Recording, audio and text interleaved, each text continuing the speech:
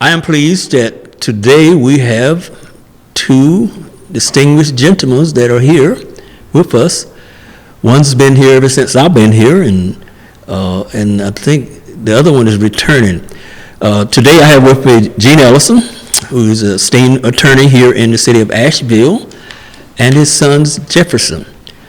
And one of the reasons that I've asked these two to come to be a part of this interview today is because there's an iconic picture that I remember of Gene inside of the door at the Del Cardo with a group of people talking about, I guess, what the Del Cardo could be. And I think I was standing across the street here when the group went in there. And so today we have those two here. And first question I want to ask you is, Gene, tell us a little bit about yourself. Tell us something about yourself. Well, like I said, I'm a native Ashevillean, born and raised here. Went to Asheville High. I've also went to Isothermal Community College down in Spindale, North Carolina, about an hour and a half from here. Undergraduate out of Virginia Union University in Richmond, Virginia. Out of law school at North Carolina Central, class of 1983. In between that, I served as a juvenile probation officer here in Asheville. I also served as a probation officer here in Asheville prior to going to law school. And been practicing law here 36 years. 36. And got a wife here named Angela, been married 34 years, and 2 boys and a granddaughter. I think I've met all of them. Angela, I met the granddaughter maybe a couple of years ago. You brought the granddaughter into the barbershop and you had the biggest smile on your face. She's pretty local. She calls Asheville her city, so she gets around in it pretty good. Okay. Ellison? Well, I am born and raised. I also went to Asheville High. My undergrad is from North Carolina State University, and then after which I moved to New York, and I worked in fashion for about 3 years, and I moved back to launch my company in the end of 2017. Jefferson, tell us a little bit about your shop, and then I want your father to respond. How does it make you feel to have a son with a shop in a building that you work real hard to make it happen? Sure. So Jawbreaking Industries is my company. We are a creative agency, first and foremost, and we actually represent both the YMI and Leaf Global Arts. We also have a content platform where we tell millennial stories and hold space for intersectional conversations. And then we just launched our retail boutique about 3 weeks ago. 3 weeks ago. Yeah. Gene, how do you feel about what he's doing? And Yeah, I mean, he's a creative young man. I guess that North Carolina State degree is going to pay off one of these days. I think Leaf is a great organization, and he represents a lot of what Leaf represents, the kind of global thinking, and he's an entrepreneur, so he's a hard worker. So I wish him luck, hope it works well for him.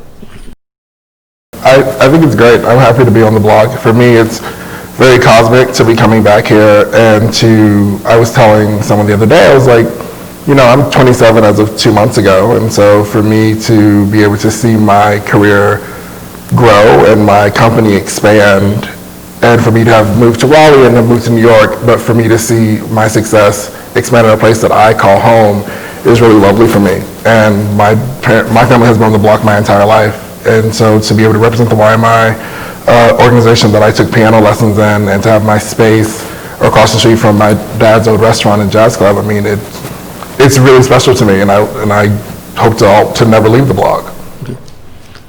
But some of your generations are running from Asheville as quick as they could catch a bus, plane, car out of here. What do you say to that generation, those individuals? I think it depends on who they are. Asheville is a very specific town, and it's a very expensive town. It's a town that's rooted in a lot of privilege, and so it's a privilege for me to stay here.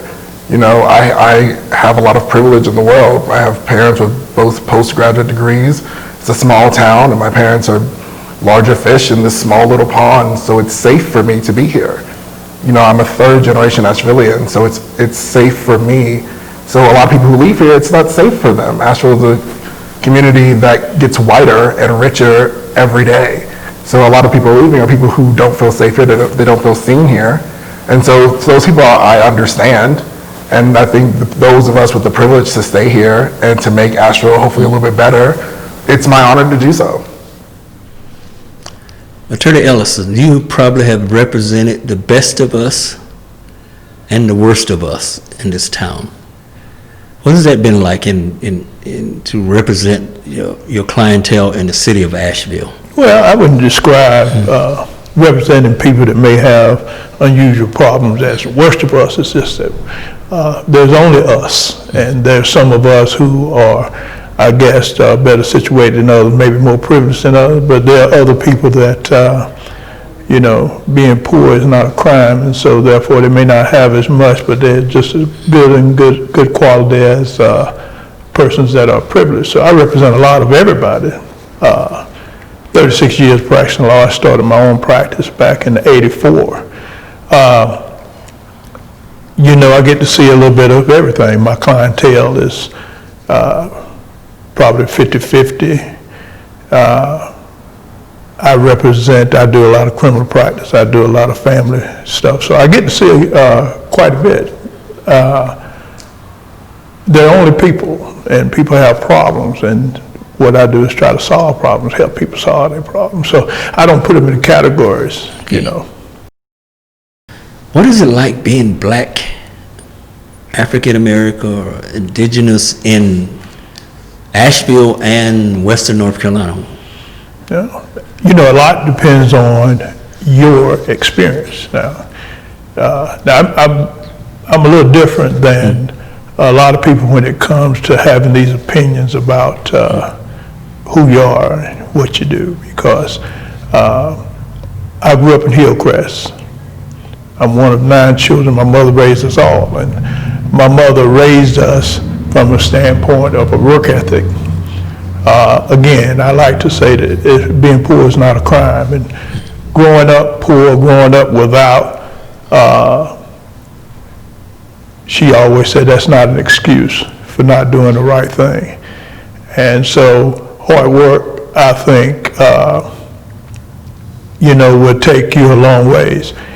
Do we have prejudices in this town? Of course we do. Do we have people that, where race is an issue? Of course we do. Asheville's no different. I lived through the last race riot in Asheville when I went to Asheville High in 1972. My sophomore year was the last riot here in Asheville, at Asheville High. And so I've definitely had that experience of knowing the Army was marching downtown and people couldn't come out after 6 o'clock. I was on the end of that. And so certainly have had quite a few of those experiences, but I've had as many good experiences as I've had bad experiences. Jefferson, he mentioned someone I was hoping he would, your grandmother. Do you remember her? Or Oh, of course. What do you take from your grandmother? My grandmother passed, actually both my grandmothers passed my freshman year in high school. Okay. Loved my life, truly. She was a really hard worker. She was amazing. And I spent a lot of time at her house, and it was full of pictures, and she was at all my dance recitals and band concerts and all the stuff. And my dad's right, she was a very hard worker. And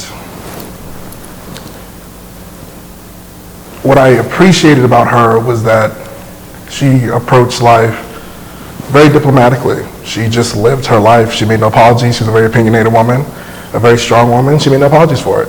And she required you to respect her house, to govern yourself accordingly. And I live every day hoping to make both of my grandmas and my parents proud.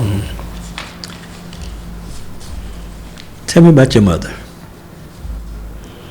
Well, like I said, my mom raised 9 children. My mom come off a farm down in South Carolina, and she raised us by herself. She's a stubborn woman, hard-working woman, a clean woman. worked at Black Mountain Hospital for 30 years, and I can remember us all waiting at the door when she come in and reach in her pocketbook to get that brown napkin and always had a piece of chicken off the line. She worked in the dietary department. But I also remember her, when she called back from the hospital early in the morning, you could hear her voice through the phone that you better be up ready to go to school. She's a very disciplined woman, very proud woman. And she, like I say, I think she instilled in all of us the ethic of working and that you can change your condition and that hard work will eventually pay off and that stealing wasn't an option. She just didn't take no mess off of nobody. Did she ever talk about being black in Asheville? Of course she did, because my mother, 87 when she passed, one of the saddest stories that really, I think, shaped her life were a young black man that was hung in her younger years. And he was hung because he was accused of raping a young white girl. And then they later found out that he didn't. And that's when race was really an issue. And it really shaped her, how she think, and she was always careful, loved everybody, worked for everybody. She also did private homes, and all the private homes she worked in were white families. And those white families were good to my mother. They gave my mother opportunity, but they also cared about mother, and they demonstrated that. And so I guess through my house, through my mother's house, I got to saw the good and the bad of everybody, because the same people that, when we talk about racism, are some of the same people that really created some opportunity for my mother.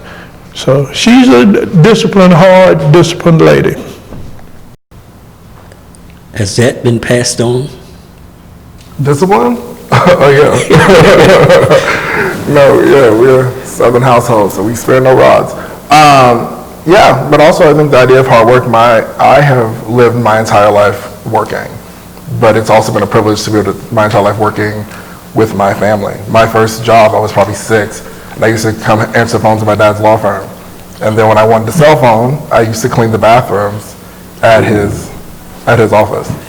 And then when I got a little older, I worked a summer job still, and I got to work the computers at his law firm. And I remember I came home my freshman year in college, and I was really happy because I got like a part-time job, and I was like, okay, I'm cool, I'm responsible, it's 20 hours a week. And then my dad was like, well, you can work the other 20 hours at my law firm, because everybody in this house works 40 hours a week.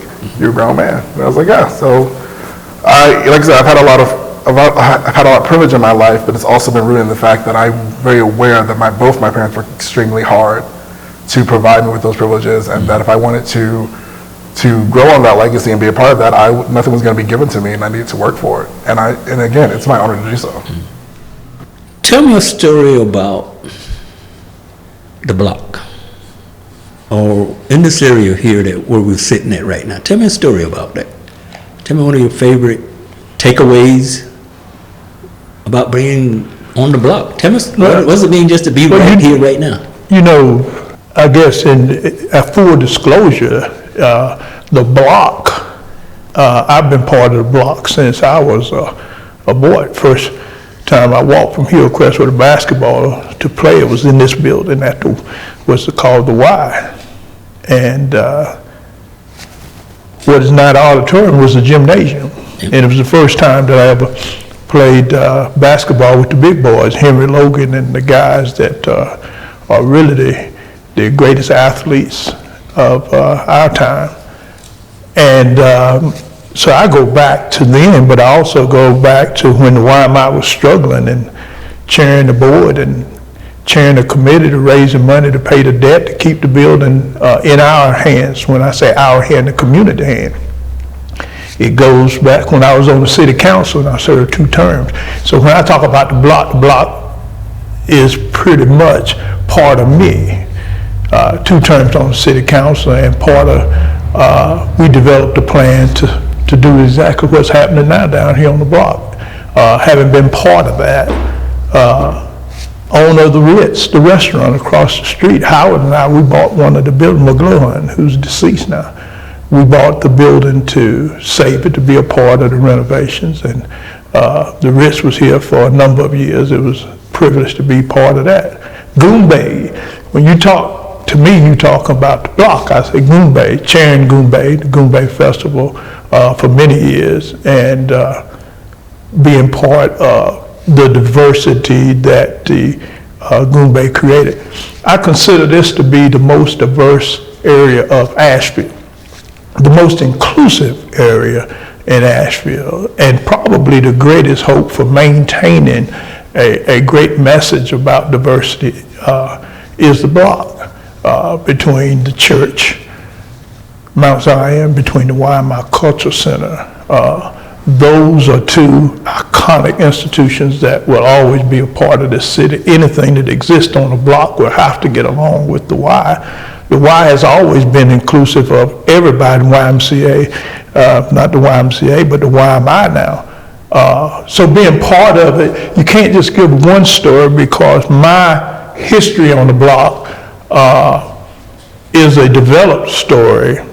Am I happy to see what I see? Yes, I am, because it includes some of everybody. And I think LEAF is one of the greatest statements about the possibilities of our future, the way it attempts to try to use diversity as its strength. I used to say that that is our strength. So for me, the block is the most diverse place in Asheville. The block offers the greatest opportunity for inclusion of and help develop relations where people get to know one another. And I think the more we get to know the best of one another, the greatest opportunity we're going to have for success in the future. What is it? That was it. That's the clip. Anyway, to be honest with you, I really do agree with him. I don't have one story because I did grow up here.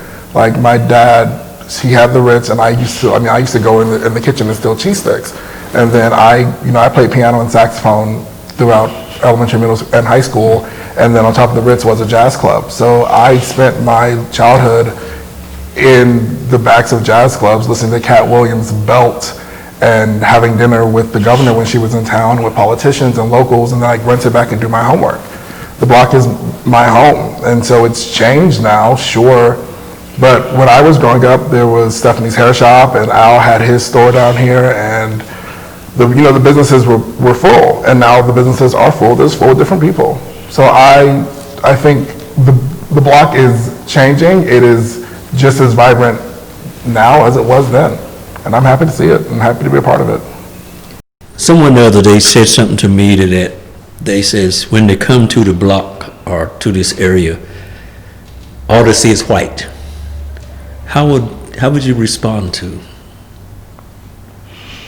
Well, I think that you have to put that in the perspective that at one time, this was the only place blacks had to go, and so everything was here. The black library was down there, and everything that went on in the YMCA, in the Y, which included the YMCA. The black swimming pool used to be there. The black drugstore used to be there. The black restaurants that used to be there, the black stores, they were small. It was, when I was young, the block was where all the black life was. And so you've got a lot of people that's their world. Well, you got to remember the city of Asheville is a growing area. And it's what happens when a city invests money in something. And the city of Asheville is part of saving the YMI Cultural Center. The investments that are made, the millions of dollars into redevelopment. I think what we have to do is the YMI responsibility on the block and the church's responsibility on the block is even greater now, because they have to make sure that we stay involved in what goes on the block. And a lot of that has to do is to be willing to be open and willing to participate. The color of people means less than the heart of the people and their intent and their desire and what you're trying to accomplish. I used to like to tell a story that when somebody breaks in your house, they don't care what color you are, they care about your color TV. I think it's the same way with a growing area. The more people, the more the opportunities that you have, and the more diverse you are, the greater life that you get to live. I think getting to know the best of one another is not a black and black thing or not a black and white thing. It's just being able to get to know a little bit of some of everybody. I think it was last Sunday, Jefferson, your mother and your father bought you a meal Yeah. to your front door. And I think your niece may have gotten out of the car, came into your place. What did that feel like to see 3 generations? Oh, it was great. I love it. But like, that's my life. My parents are I have lived in multiple states, and I have always talked to my mama 3 times a day. So I'm used to seeing her and talking to her all the time. And actually, that was their anniversary, and they were having lunch at Benet. And Ashley Shanti, who is a queer black, and she's a chef de cuisine there, and she's a friend of mine, and she's amazing. And so to know, and they're having dinner with Dr. and Mrs. Caldwell, who were family friends. And so the whole experience was just really lovely. And it's really nice to know that my parents can stop by any time. My niece hangs out at the stores. Sometimes she does her work. Sometimes she's just there trying to sell a skirt. And I think it's great. But I think also I'm aware of what it means to have a very black experience in a city that's majority white. And it's really special to me, but it's also very normal to me. In a lot of the ways in which I exist, I tell people all the time, I've always grown up in Asheville, and Asheville's always been very white. It's gotten whiter, but it's always been very white. But my life has always been very black. I have like 20 aunts and uncles. My parents both went to HBCUs for undergrad and for their postgraduates. And so seeing 3 generations of black people experiencing life and love and joy is not rare for me, but I'm happy to see it. I understand what my son says when he talk about listen, the state of North Carolina is majority white. There are facts of life that you can't change, and the question is, how do you gonna maximize on your, listen, there's 2 ways to look at it. You can live somewhere where it's all black. You can live somewhere where it is few blacks. You can live somewhere where there is a mixture. The question is, what are you going to do with your life, and how are you going to make it work for you? The color is less of an issue. It's less of an issue in his life than it was when I was growing up. We have gotten so that we focus so much on color that we are missing the big picture. And everybody, what's it like to be black? Listen, I don't know any other way because I am black. What do you mean, what's it like to be black? What have I done with being black, living in an environment that might be majority something else? Hey, find a way to make it work. Listen, I want clients. I don't want black clients or white clients. People come to my law office have problems. My question is, when are we going to try it together? We've tried it black, white. When you going to try it working together, because we're going to need each other down the road. And so I'm saying I'm one of these people that I've always been the same. I've been helped and hurt by black and white. My question has to do with your experience, and sometimes we're responsible for what we put in it. If you don't put nothing in it, you don't get nothing out of it. So if I don't put anything into knowing other people, learning about the best of one of them, then I ain't going to get nothing out of it. And so I think it creates opportunity also living in an environment. That's my whole point, is that, hey, what can I do with this? Being a small fish in this big pond, and I'm the only small fish here. I don't know, figure out how to become a bigger fish. Actually, I want to respond to that, because that's something that I have spent a lot of my life processing. Is my dad's way, he's always been the same. And I think one thing I talk about a lot on our site, and one thing that I talk a lot with my progressive friends, is that it is indeed a privilege that we're able to root a lot of conversations in blackness. That's not a privilege black people were afforded 40 years ago. So it isn't. So I'm very aware of the fact that being so young, and that I stand on the shoulders. My dad always told me I'm a turtle on a fence post. I'm there. I'm where I am because somebody put me there. He's right. I stand on the shoulders of what he and my mom have done. And because of my last name, and because of the agency that I have and how I walk into the room, which is in all part to how they raised me, I'm able to walk into a room of all white people and command the respect that I deserve, and to hold a conversation around blackness that somebody else 30 years ago might have been shot for even attempting to speak on. And so there is, what's happening with young people, I think, is that because we have more freedom, we are trying to decide the best way to reclaim our narrative. Because what happened in the 80s and the 90s is that assimilation created a whiteness that we black people, a lot of black people thought that the only way to see success was to blend into the white man's world. And so now we're reacting to that.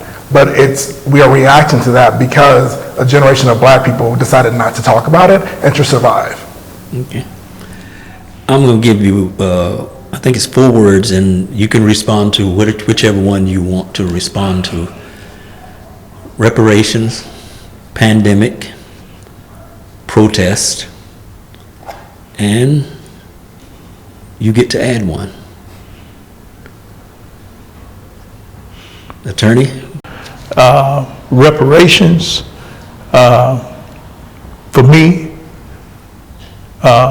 if the reparations, the way the city of Asheville and other places are talking about, if you're talking about investing in communities where you're getting rid of blight, if you're making sure that every home has a computer, if every kid is put on the same equal deal where they can learn the same way.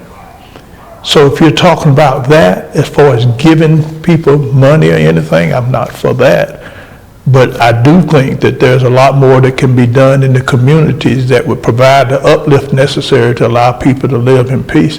Clean neighborhoods, better housing, affordable housing, things that have gotten outrageous here in Asheville. Because we live in one of the most beautiful places in the world. We got discovered, and I guess I got to take some responsibility out there because of being on the council at the time we developed downtown.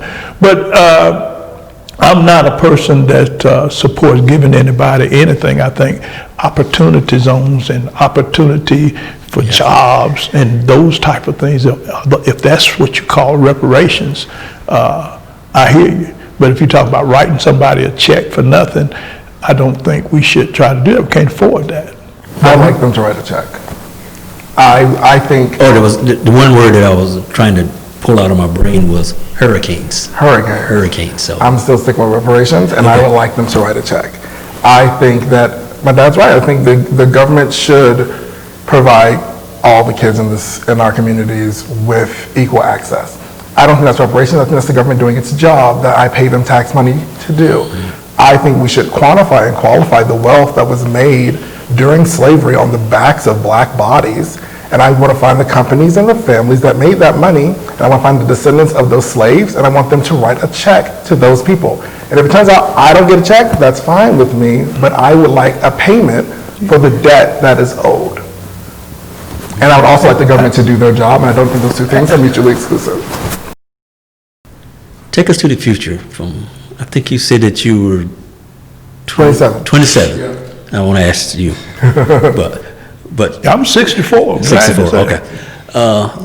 Take us to the future. What do you see, and what did you see? So, what do you see, Jefferson? I think the future should be bright, and hopefully the future will be black.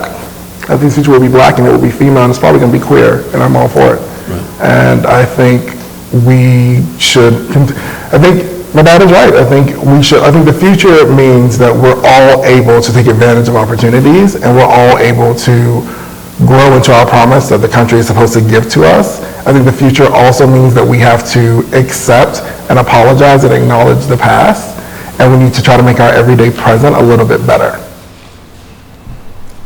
Gene? Well, you know, we're living in a time of, I'm sitting here with a mask. I don't think anybody in my generation thought that we'd be walking around one day a mask.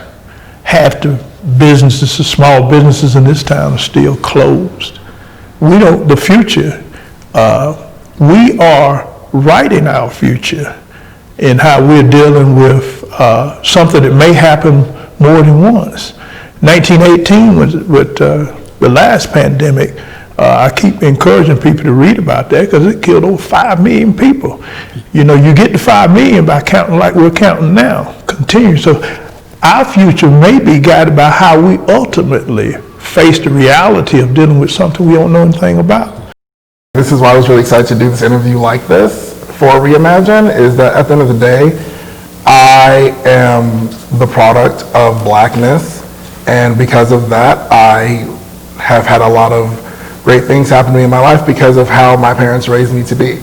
And 2 generations of Black people get to be together. We get to disagree on how to proceed because they have invested in me so I can have the education and the autonomy and the agency and the cultivation to stand in my truth and respectfully disagree with someone who I admire more than life itself.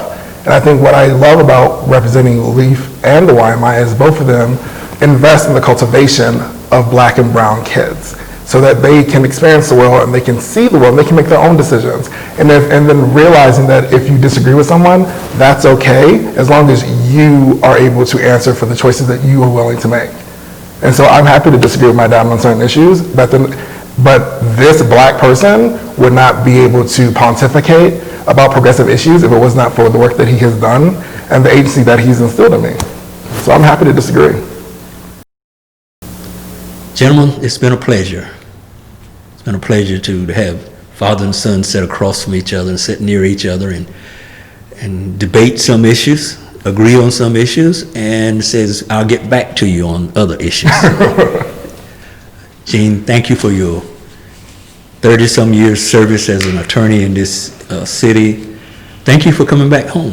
Thank you for coming back home and helping us to get to the next level wherever we're going to go in the city of Asheville.